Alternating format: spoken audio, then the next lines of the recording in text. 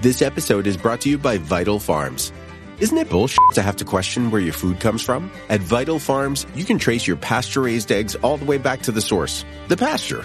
On the side of each pasture-raised carton of eggs, you'll find the name of the farm where your eggs were laid.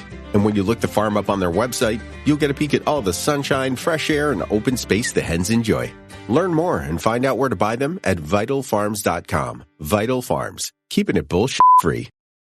Welcome to the Human Capital Innovations Podcast, your go-to source for personal, professional, and organizational growth and development. We hope you tune in often for all things people management, organizational development and change, organizational leadership, and social impact related. Maximize your personal and organizational potential with Human Capital Innovations Podcast.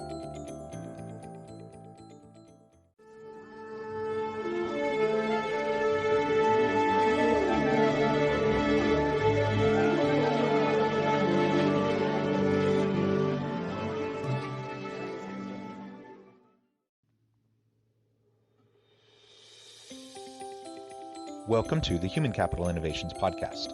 In this HBR Minute HCI podcast episode, I explore the recent HBR video, Leadership Takes Humility.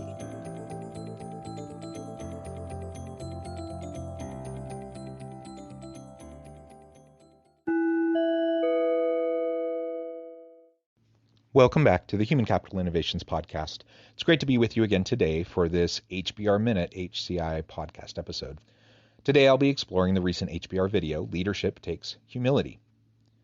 Tim Westergren, co-founder of Pandora, believes that the most effective leaders are humble. They learn by doing. I tend to agree with him, and so I'll be exploring his thoughts and adding to them some of my own thinking as we digest and really pick apart this short HBR video. Thanks for joining me, and I'll catch you on the flip side of this first clip. There's a learning that I feel that I've had through this path that I learn and relearn over and over again, and that seems to be this truism through all the years, and that is to me the value of humility. Now, he has had tons of career success by any standard, really. People look to him as an example, and he's worked with some great organizations. And the very first thing he points out, the thing that sticks out to him most, that he's learned and relearned over time, is the value of humility. Now, maybe that seems trite. Maybe that seems obvious. I don't know what your particular thinking is along those lines. And sometimes people talk about humility. They talk a good game because they know that's kind of what people want to hear. But that's not the impression I get with him. I think he's really trying to walk the walk as well. And he believes in the value of humility. Of course, he's not perfect. I'm not perfect. And it's tricky whenever you espouse some aspirational value like humility. It's a tricky thing because inevitably you're going to fall short. It's much easier to focus on things like self-interest because we're good at that. Everyone's good at seeking out their self-interest. People are good at tooting their own horn and those sorts of things. The value of humility, as he'll explore more in some of the forthcoming clips, isn't that you need to be a pushover. It's not that you're a doormat. You don't need to be a people pleaser. The value of humility simply means that as a leader, you recognize the necessity of continual learning and fostering a growth mindset and a learning environment for all of your people. That you don't ever get to the point where you feel like you've figured it out, that you understand what needs to be happening innately, but rather it's something you have to continually strive for. And if you have that humility, that intellectual humility, you can still have a tremendous amount of confidence as a leader. People want to see leaders with confidence. You can have a lot of skills and knowledge and capabilities, a wide range of competencies. And you can be proud of those things, and you can demonstrate your confidence in those things to your people. But ultimately, if we're humble, again and again, we'll come back to our people.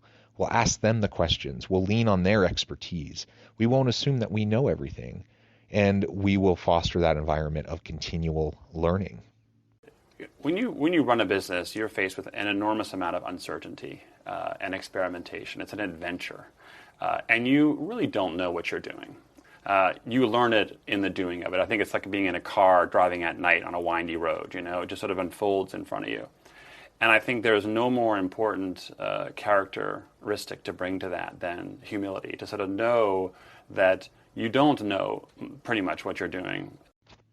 If we can first recognize that we don't actually know what we're doing, we're, as business leaders, as entrepreneurs, we're building the plane while we're flying it. There's a tremendous amount of uncertainty. And even if we've had past successes in other organizations and other roles, the particular context that we're in right now, probably we've never seen before. Even if we were in the exact same kind of role at a very, very similar kind of an organization, things still change. The context around us changes. The people within the context changes.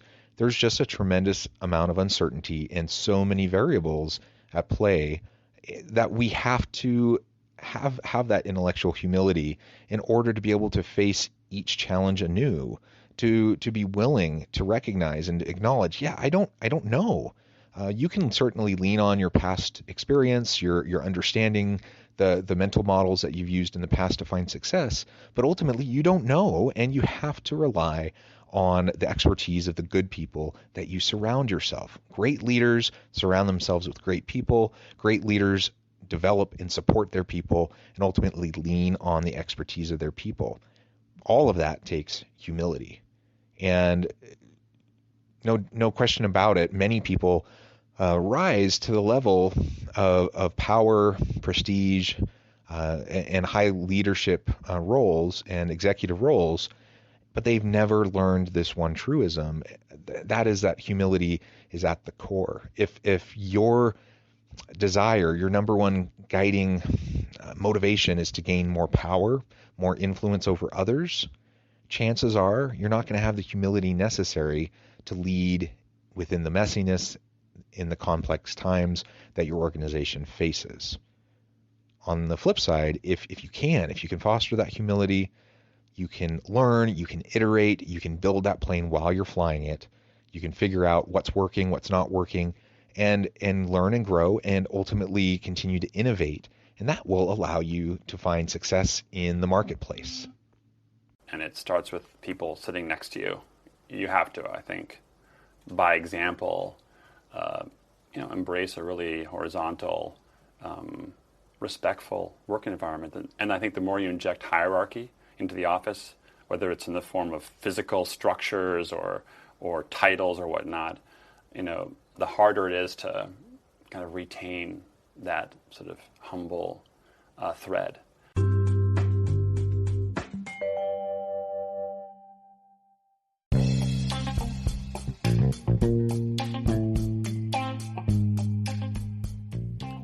I'm excited to announce the publication of my new book from HCI Press, The Alchemy of Truly Remarkable Leadership: Ordinary, Everyday Actions That Produce Extraordinary Results.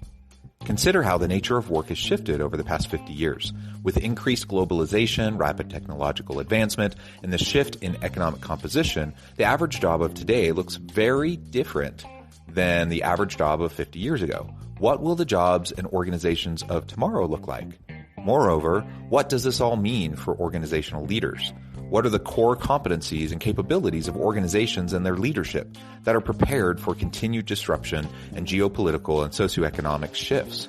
Regardless of what the future holds, increasingly, leaders need to be socially minded, data-driven, decisive, champions of talent, and disruptors of the traditional notions of leadership, teams, organizations, and work. The Alchemy of Truly Remarkable Leadership will help you to explore your own leadership competencies and capabilities and consider ways to apply and implement them into your workplace and personal life.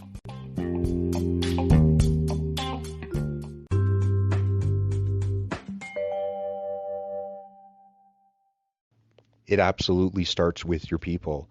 You model the behavior, you model the attitude, you model the humility for the people around you, and how you respond and act to them, and the humility that you demonstrate will trickle down to them, and they'll be able to see it, and you're giving them permission to also act with humility around their people.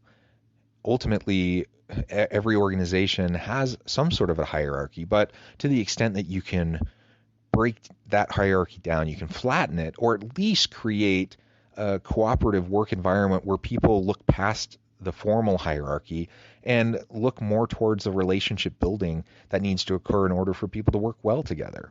Get past the titles, get past the reporting lines, and just what makes sense for this project, for this initiative. What makes sense for what we're trying to create for the customer or for our business partner. Ultimately, if that's the mindset, rather than boundary maintenance and I need to make sure everyone knows what my position title is and who reports to me and how important I am. If that's what we're focusing on, man, we're wasting so much time and energy. And guess what? The people that report to us are going to focus on the same things. But we can get past that. We can demonstrate that stuff doesn't really matter. There's a time and a place for structure and for hierarchy and for formal roles. But most of the time in the day-to-day, we don't want to be working behind those kind of walls. We want to break those down. We want to break down the silos. We want to demonstrate repeatedly to our people that we see ourselves as one of them, and that we value them, that we're going to work to develop them and to empower them, and we expect them to do the same with their people. So surround yourself with excellent people. Surround yourself with very capable, very confident, but also very humble people who are willing to continually learn and who are willing to get past, the formal titles and not get stuck in this constant race for, trying to one-up each other and position themselves in front of their colleagues.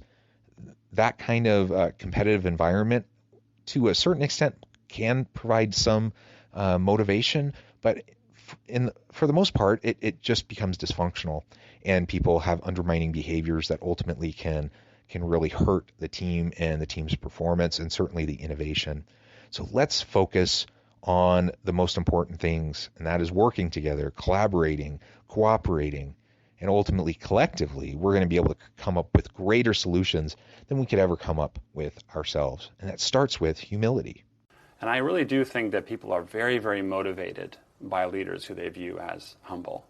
I think it's an inspiring attribute. You want to work for someone like that, and more importantly, you model that for people that work for you. So if you do that as a leader, you build humble leaders who then, in turn, I think, build motivated teams. And that's different from confidence and aggression. Being aggressive and ambitious. Those are perfectly symbiotic. But I think underneath that all, if you retain humility, you have a good shot at it.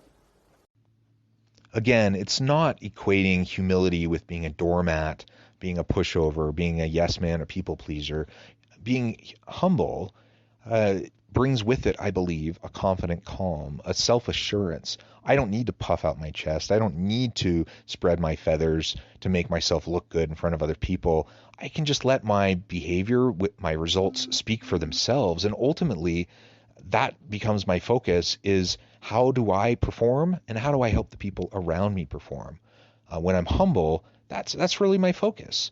When you have arrogance, or when you're really caught up in the image that you're portraying and positioning yourself and power and those sorts of things, then often you spend a lot more time focusing on the political games going on in the organization rather than actually performing. Now, I'm not naive enough to think that we don't have to, navigate political messiness and complexities.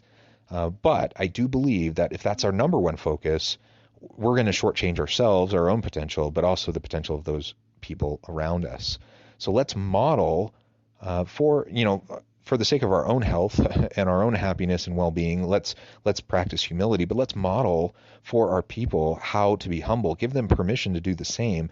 Chances are most of the people they've worked with in the past, most of the leaders they've worked with in the past, had that faux confidence, which is arrogance, the opposite of humility, which ultimately people do not find motivating or inspiring. Rather, let's foster humility. Give them permission to also be humble and continually hungry for learning and knowledge, willing to coach and mentor and support the people around them, willing to develop their people. That is the humble servant leader, and that is inspiring. People love to work for people, for leaders like that. Again, that's not to say, as I said at the very beginning of this episode, that's not to say that you're going to be perfect. Espoused values like humility, that's a hard thing to live up to. You're not always going to get it right, and sometimes you're going to come across as cocky or arrogant. And sometimes your ambition, sometimes your drive will be seen by some as you being arrogant. But if you are constantly coming back to reassuring people that you don't think you're better than them, you're just focusing on performance. You're just focusing on getting things done and making a difference in the lives of those around you. And if you're continually investing in those relationships with others, they will recognize the humility in you, and they will want to work with you. They will want to work for you, because they know working for you doesn't mean that you put yourself above them, but they know that they're co-creators in the process of doing the work that needs to be done for the organization. I completely agree with them. I think humility is the number one attribute of a really great leader. Without it, I think we can go through the motions, we can look the part, but ultimately we're going to fall flat. We're going to fall short. Thank you for joining me for this episode of the Human Capital Innovations Podcast. As always, I hope you stay healthy and safe, that you can find meaning and purpose at work each and every day, and I hope you have a great week.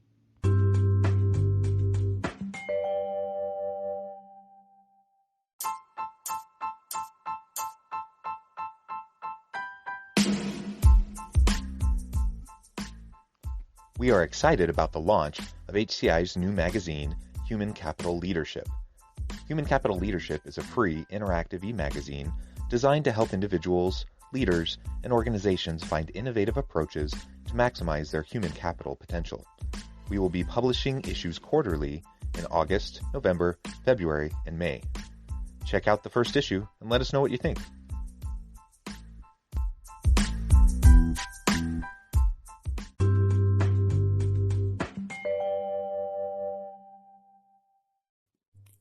Thanks again for joining us for this episode of the Human Capital Innovations Podcast. I hope you stay healthy and safe, and that you have a great week.